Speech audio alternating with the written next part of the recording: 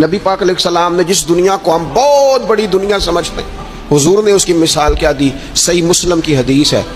دیکھیں کتنا کھول کر اور کتنا آسان کر کے رسول پاک ہمیں بات سمجھاتے ہیں۔ دنیا کیا ہے، آخرت کیا ہے،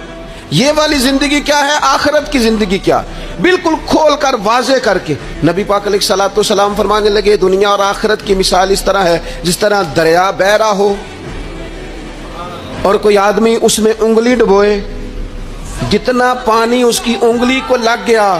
یہ دنیا ہے، اور جو باقی ٹھاٹھے مارتا دریا پیچھے ہے، سمندر پیچھے ہے، وہ سارا آخرت ہے۔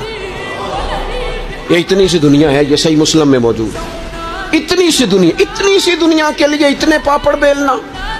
اتنی سی دنیا کے لیے اتنے ظلم کرنا، اتنی سی دنیا کے لیے اتنے حق ضائع کرنا، اتنی سی دنیا کے لیے اتنے لوگوں کے دل توڑنا، اتنے حقوق پہ ڈھاکہ ڈالنا، اتنا جبر کرنا، لوگوں کا مال کھانا، لوگوں کو تکلیف دینا، عزتیں اچھالنا، اتنی سی دنیا کے لیے حضور فرمانے لگے اتنی سی ہے یہ دنیا، جتنا انگلی کو پانی لگ گیا ہے وہ جنت، جو نری جنت نہیں، خدا کا فضل ہے،